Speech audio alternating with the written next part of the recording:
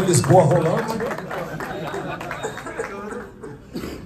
Volta, Bolsonaro! Epa! Volta, Bolsonaro! Volta, Bolsonaro! Volta, Bolsonaro! Volta, Bolsonaro! O presidente estava enrolando aqui, falando um pouquinho, mas todos nós estamos esperando aí a sua palavra final. O Valdemar falou, e eu acabei de acabar nesse momento. Estou doutrinado, né? Assim eu não erro de jeito nenhum. Ó, presidente, a palavra é tua. Os colegas aqui estão aqui principalmente por causa do Valdemar. O Valdemar convidou por essa ocasião aqui, que está me lançando como secretário de Relações Institucionais e Internacional do partido. Graças ao meu trabalho,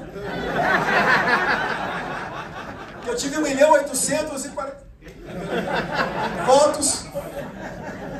Então, brincadeiras à parte, né?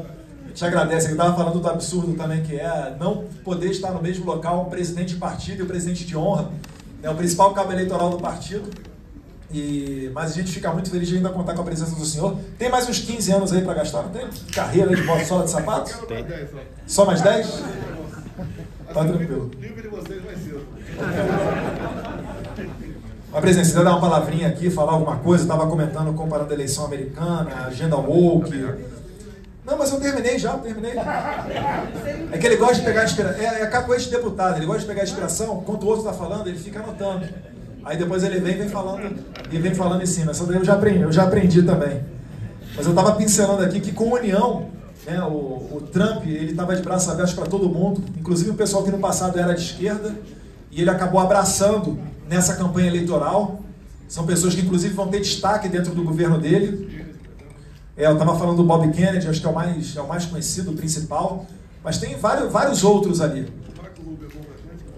O senador Marco Rubio é positivo, é descendente de cubano. O Marco Rubio, ele é da Flórida. O Rick Scott, que talvez seja o líder da maioria, que é o que dizem, né, lá nos Estados Unidos, é o 02 de Washington DC, talvez seja da Flórida. Então a comunidade estrangeira, né, os exilados, os cubanos principalmente, alguns venezuelanos e brasileiros estão com muita moral. Inclusive todos aqueles que abraçaram a causa do Brasil contra a censura, Richard McCormick, Marjorie Taylor Greene, Maria Elvira Salazar, me ajuda aí, o próprio senador Rick Scott, mas quem aí? O Chris Smith, todos eles aumentaram demais a votação. O Brasil, ele é a quarta nacionalidade mais presente nos Estados Unidos. Nós ficamos atrás dos mexicanos, que são 11.200.000. Depois vem os indianos, com cerca de 2.900.000. Depois os chineses, com 2.700.000 habitantes morando nos Estados Unidos. E em quarto, os brasileiros, com quase 2,1 milhões. Mas a expectativa é que esse número seja maior, se você considerar ilegais, e os filhos de brasileiros que quando nascem lá em solo americano, são americanos e não entram nesse cômputo. Então, Nova York, Boston, Miami, Orlando, Atlanta, são locais em que os brasileiros podem decidir a eleição. E não só a eleição americana, também a brasileira. A gente pretende agora, com a Secretaria Internacional, ir lá e fazer campanhas para a regularização de título de eleitor, a aproximação das pautas do Congresso Nacional, para que essas pessoas estejam mobilizadas. A gente está falando de quase de 2 milhões de votos, que foi justamente, né, praticamente a diferença da última eleição presidencial aqui no Brasil. Então tem muito trabalho a ser feito. A esmagadora maioria dessas pessoas, elas não votam na eleição brasileira e a gente tem esse trabalho aí para fazer. Presidente, acho que a palavra aí está com o senhor.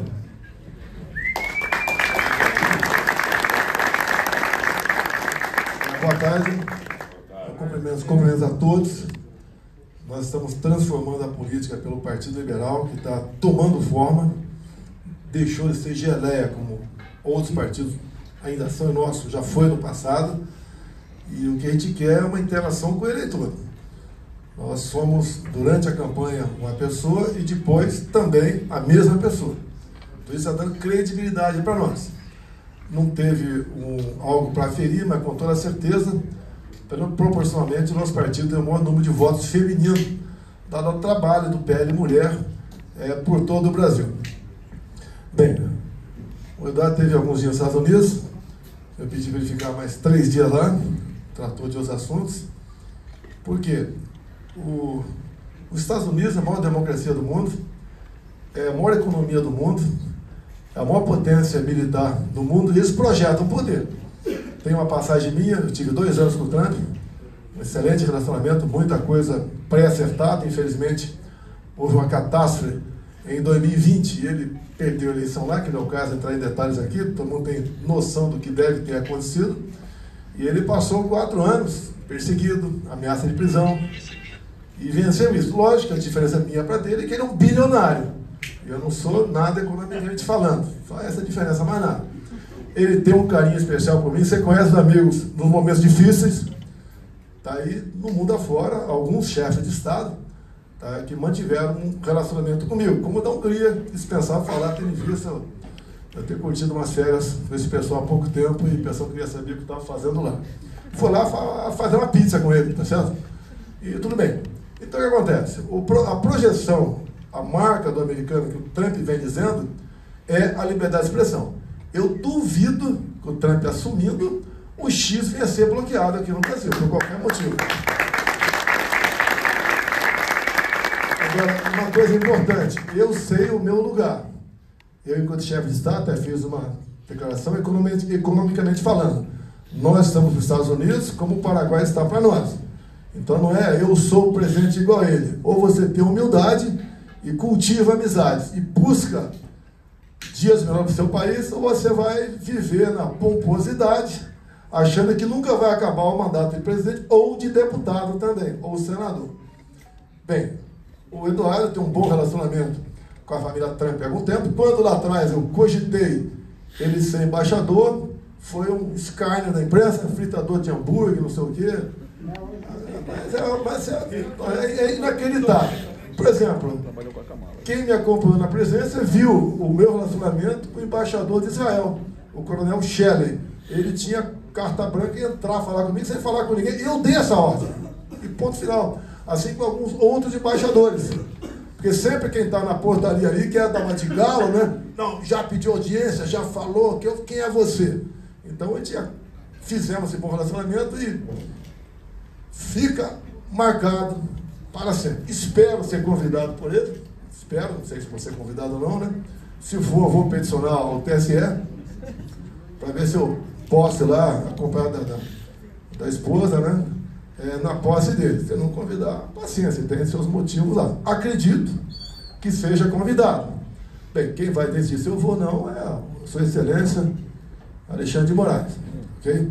2 anos, não teve golpe ainda. 2 anos para pôr um golpe. Não tem nenhuma fotografia de um soldado na rua, tá? de um general aí levantando a espada, nada. Mas o que eles querem? É nos aniquilar. Querem destruir o PL. Quando nós peticionamos o PL em 22, baseado em resoluções, em normas e leis, em poucas horas, um indeferimento, um despacho muito grande e uma multa de 22 milhões. Se nós recorrêssemos do indeferimento da petição, a multa passaria para 200 milhões, quem sabe a cassação do registro do PL. Isso é a democracia que a gente vive aqui. Entendam, ou a gente vai cada vez mais afundar nesse poço da arbitrariedade e da perda dos nossos direitos aqui no Brasil. Acredito que dê para mudar. Se não acreditar disso, não estaria aqui, ou estaria do outro lado, que é muito mais cômodo, não ia ter quase problema nenhum, não ia estar esperando tocar campanha em casa para ser detido pela nossa gloriosa Polícia Federal daquele ministro. Bem, problemas nossos aqui. Quem é mais velho deve se lembrar em 2002, uma campanha massiva, a internet era muito fraca ainda, você usava a internet pegando o cabo telefônico e ligando o teu laptop, e levava alguns minutos para a internet entrar no ar, mas o PT usou aquele momento praticamente atacando PFL, MDB, PP, entre outros partidos, que nós queríamos acabar com todos os direitos trabalhistas. Era um projeto do então senador do Dornelles, que flexibilizava a CLT. A CLT está toda ela, quase, os direitos estão todos lá no artigo 7 da Constituição, não tem como você alterar aquilo lá. O que era flexibilizar? Uma mulher estava em licença gestante, ela podia interromper e pegar o resto depois de algum tempo. O patrão podia negociar com o empregado, se ele quisesse, adiantar a parte do 13º para ele.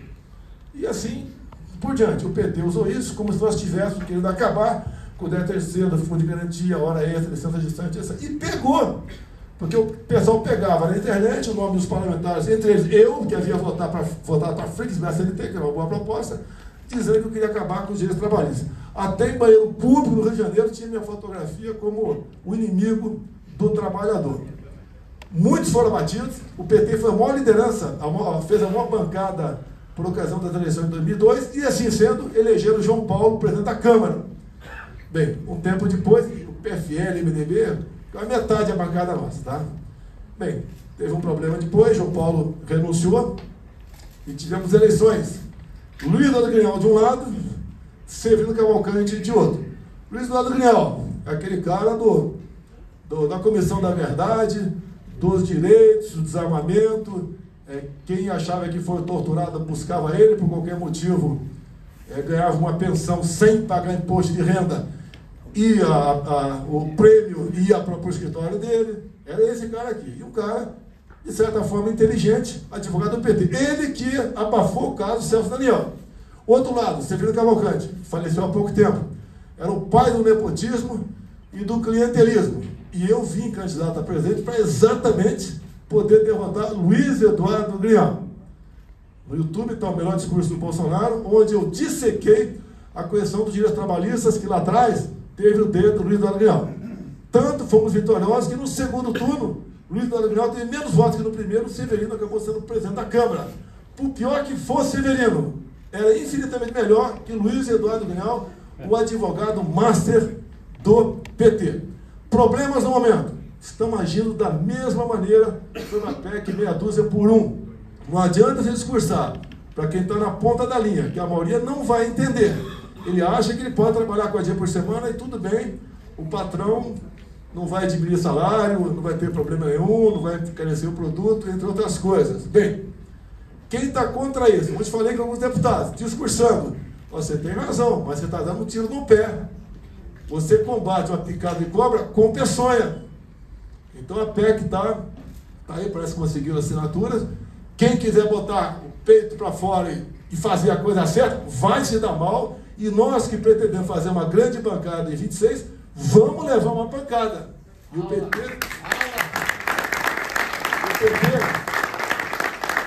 está buscando que essa PEC uma sobrevida, porque eles se acabaram. Eles municipais mostram isso aí, se acabaram. E eles têm que renascer das cinzas. Como? Jogando um contra o outro, como a massa do Brasil, empregado contra patrão. Então, o que eu acho que você deve fazer? Muita cautela, não adianta fazer notinha na imprensa, editorial, carta leitor de jornal, discurso na internet, discurso da Câmara. Cada discurso, vocês estão na linha movediça. O que eu acho que pode ser feito? Olha, peçonha com peçonha. Começa a falar, já que ele quer resolver o PT na canetada, por que não resolver a questão do salário mínimo também? Por que não botar na PEC 10 mil o salário mínimo? O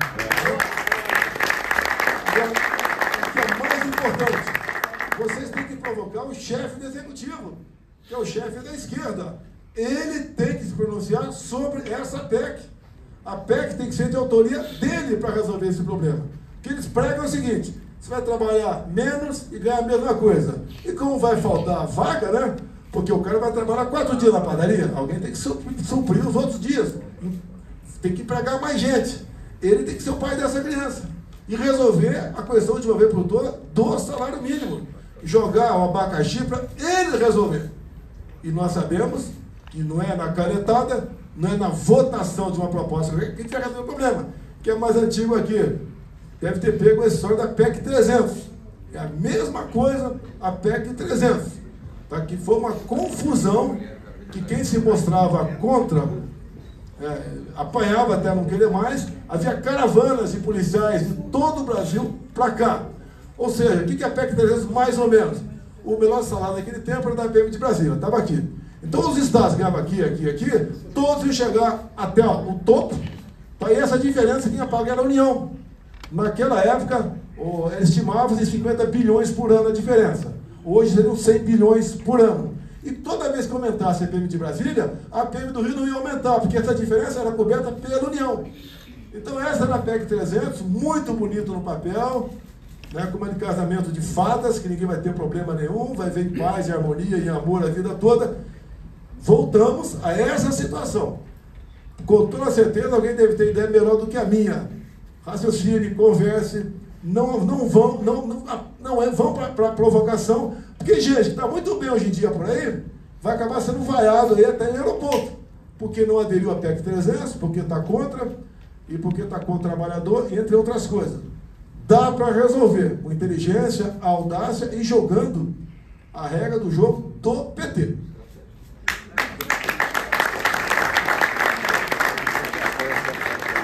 Aqui o jovem embaixador.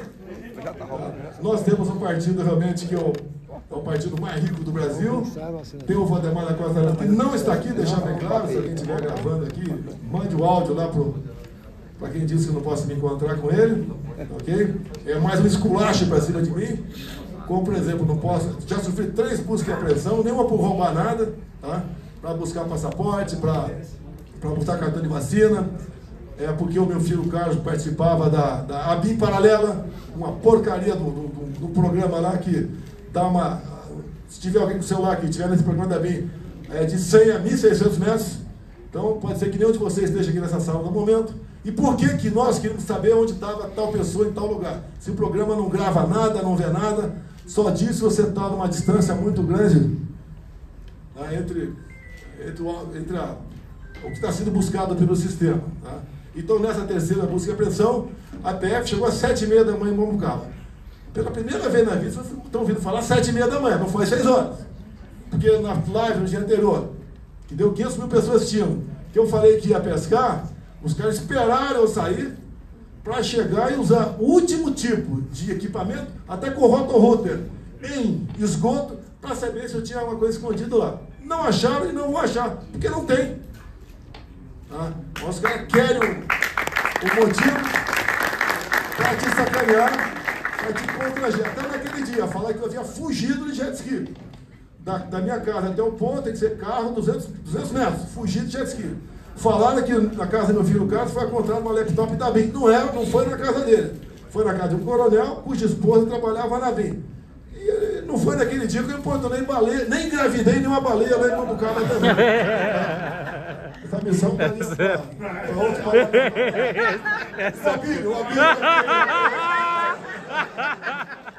Pessoal, o mundo está mostrando a direita, tá? Não só é questão de identitária, é questão de emprego, é questão de prosperidade, é mostrar que o ser humano tem que buscar a solução para o seu problema e não ficar dependendo de algo do Estado. Estamos no caminho certo.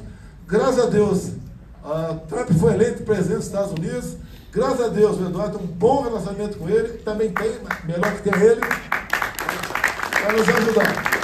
Eu decidi para vocês agora há pouco uma matéria aqui, não sei quem foi que fez, deixar bem claro, né? Dizendo que sugestão para o presidente, para o governo americano, que só aceite no futuro, logicamente, eleições na América do Sul e Central limpas, transparentes e auditáveis. Tá? Que não aceite, por exemplo, afastamento por inelegibilidade de candidatos da oposição, como na Nicarágua, Venezuela, a Maria Corina inelegível por 15 anos, e aqui no Brasil. Qual crime eu cometi? Quando alguém perguntar para você, o cara está inelegível, qual o crime dele? Reunido com embaixadores ou com traficante no Morro do Alemão? A outra elegibilidade. Essa aqui foi abuso de poder político. Não ganhou voto. Abuso de poder político, você ganha voto. Embaixador não ganha nenhum voto. E não mostram, e a imprensa não quer, recomendo vocês lerem o Metrópolis, que gravei ontem, hoje lá, sobre o inquérito 1361 de 2018. Ali está o clareia-se tudo aqui. A imprensa não quer ter acesso, o inquérito está aberto até hoje. Por quê? Acusação de fraude em 2018. Por que apurou-se fraude em 2018? Porque eu ganhei? Ninguém falou em fraude agora. Falou em certas questões técnicas. Não tem apuração. Tem até multa para quem peticiona o tribunal. O que está acontecendo? Nós temos como solucionar esses problemas. É a nossa união. Que não apareçam mais, pelo amor de Deus, intergalácticos. Tá? Porque está cansado disso. Agora que é a nova direita. A nova direita. É o limpinho. Pô, eu me queimei, por exemplo, por algumas pessoas, né, lá em São Paulo, quando eu decidi pelo senador Marcos Pontes. O Marcos Feliciano não gostou, ficou chateado comigo, com o direito dele. Tá, continuamos amigos, mas senti que ele ficou chateado. Também a Carla Zambelli estava bem naquela época, ficou de fora, não gostou também. E por fora, né, tinha a intenção de se procurar a Gina Pascoal, ficou de fora. Botamos o Marcos Pontes. Bem, me desgastei, me queimei com as pessoas, tá, atrasou um pouquinho, tudo bem. Mas detalhe, nós agora, no Corretiano, resolvemos, o ano que vem, né, apoiar o Davi Alcolumbre. Não queremos mais senadores zumbis no Senado. Não adianta lançar de novo o Rogério Marinho e perder e ficar sem nada. Nós brigamos pela CCJ, muito difícil, mas estamos brigando ao apoiar o Davi Alcolumbre a primeira secretaria. E nós poderemos então, deixarmos de sermos zumbis dentro do Senado Federal. O próprio apoio no passado do nosso Lira permitiu a Carol de Tone estar lá na CCJ, por exemplo, o Nicolas está lá na educação, e o Brasil todo. Fizemos o possível, só lançamos candidatos em 1/3 de municípios pelo Brasil. Tinha município que não tinha nome, então não lança. Tinha município que tinha um nome até razoável, mas outro cara de outro partido estava com 80% de aprovação. Não vamos brigar com esses caras, vamos trabalhar junto, não lançar candidato. Não se lançar, não vamos nos empenhar para eleger ninguém lá. Ou seja, conseguimos em todo o Brasil que a direita, mas desse um banho na esquerda. E município onde não tinha ninguém do PL, o pessoal que gosta de nós, nos acompanha, não votou no PT, votou no PSD, votou no PP, no PR, entre outros partidos que vão ser aliados nossos. E eu peço, eu já falei aqui, o Intergaláctico, que é o limpinho, que fala, quando se fala de centro, ele fica com nojinho. Imagine esse presidente da Câmara. E você vai ter que ter apoio do parlamento. Lá são pelo menos 300 no tal centrão. Vocês vai apoiar. Você vai ignorar o centrão. Vai pegar os 200 para o outro lado. Ali, PT, PCdoB, PSOL vai apoiar. Como é que você fica? Me dê a solução que a gente muda de direção. Esse jogo a São Paulo, não se discute mais. A decisão veio de cima, é o Nunes, me deram a vice, Coronel Melo Araújo, jogamos o em São Paulo. Aconteceu em Curitiba, aconteceu em Porto Alegre, entre outros municípios, que nós ficamos com a vice. Nós fomos os mais votados nos municípios com mais de 200 mil eleitores. O PL está gigante. Ninguém esperava isso. As emendas são impositivas. A canetada do Supremo não foi por transparência, foi para obrigar o parlamentar a fazer como fazia-se no passado, que o parlamentar que quisesse liberar a emenda tinha que votar o que o executivo quisesse ou não liberava emendas. É isso aí. Sim, É fazer valer a força do parlamento, que é, no meu entender, o poder mais democrático que tem para a gente sair desse lamaçal, dessa linha movediça que o Brasil se encontra no momento.